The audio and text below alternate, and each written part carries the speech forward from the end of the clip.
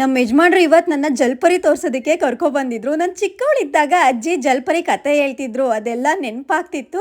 ಈ ಜಲ್ಪರಿ ನೋಡೋದಕ್ಕೆ ಏನೆಲ್ಲ ಸರ್ಕಸ್ ಮಾಡಿದೀವಿ ಅಂತ ನಿಮಗೆ ತೋರಿಸ್ತೀವಿ. ಇಲ್ಲಿ ನಾವೆಲ್ಲ ಮೀನ್ಗಳು ನೋಡಕ್ ಬಂದಿದೀವೋ ಅಥವಾ ಮೀನ್ಗಳೇ ನಮ್ಮನ್ನು ನೋಡ್ತಿತ್ತೋ ಒಂದು ಗೊತ್ತಾಗ್ತಿರ್ಲಿಲ್ಲ. ಇಷ್ಟೆಲ್ಲ ಮೀನ್ಗಳನ್ನ ಒಂದೇ ಜಾಗದಲ್ಲಿ ನೋಡೋದಕ್ಕೆ ತುಂಬಾನೇ ಖುಷಿ ಆಗ್ತಿತ್ತು. ಇಲ್ಲಂತೂ ತುಂಬಾನೇ ಜನಗಳಿದ್ರು. ಇಷ್ಟ ಜನಗಳ ಮಧ್ಯ ಮೀನ್ಗಳು ನೋಡ್ಕೊಂಡು ಜಲ್ಪರಿ ಹುಡ್ಕೊಂಡು ಹೊರಟ್ವಿ. ಮೇಡಮ್ ಅವ್ರು ಅನ್ಕೊಂಡಿದ್ದಾರೆ ಅವ್ರಿಗೋಸ್ಕರ ಜಲ್ಪರಿ ನೋಡೋದಕ್ಕೆ ಕರ್ಕೊ ಬಂದಿದ್ದೀನಿ ಅಂತ. ಬಟ್ ನಾನ್ ಬಂದಿರೋದು ನಾನ್ ನೋಡೋದಕ್ಕೋಸ್ಕರ. ಆಗ್ಲೇ ನಮ್ ವಾಯ್ಸು ಮುಂದೆ ಹೋಗಿ ನಿಂತ್ಕೊಬಿಟ್ಟಿದ್ರು. ಅಲ್ಲಾಡ್ತಾನೆ ಇರ್ಲಿಲ್ಲ ಗುರು. ಹಾಗೂ ಹೀಗೂ ಮಾಡಿ ನಾನು ಮುಂದೆ ಹೋದೆ. ಜಲ್ಪರಿ ಅಂತೂ ತುಂಬಾನೇ ಮುದ್ದಾಗಿ ಕಾಣಿಸ್ತಾ ಇದ್ರು. ಹಾಗೆ ಜಲ್ಪರಿ ನೋಡ್ತಾ ತುಂಬಾನೇ ಬೇಜಾರು ಕೂಡ ಆಗ್ತಾ ಇತ್ತು. ಉಸಿರು ತಗೊಳ್ಳೋದಕ್ಕೆ ಅವಾಗ ಮೇಲೆ ಹೋಗ್ತಾ ಇದ್ರು. ಇದು ತುಂಬಾನೇ ಕಷ್ಟ ಇರುತ್ತೆ. ಒಂದು ಕೈಯಲ್ಲಿ ಚಪ್ಪಾಳೆ ಹೊಡೆಯೋಕೆ ಆಗಲ್ಲ ನಿಜ, ಆದ್ರೆ ಅದೇ ಒಂದು ಕೈಯಲ್ಲಿ ಚಿಟಿಕೆ ಅಂತ ಹೊಡೆಯಬಹುದು. ಒಳ್ಳೆಯ ಕೆಲಸ ಮಾಡೋಕೆ ಒಬ್ಬಂಟಿ ಅಂತ ಚಿಂತೆ ಮಾಡಬೇಡಿ. ನೀವು ಶುರು ಮಾಡಿದ್ರೆ ಎಲ್ಲರೂ ಕೈ ಜೋಡಿಸ್ತಾರೆ. ಎಲ್ಲರ ದಿನ ಶುಭವಾಗಲಿ.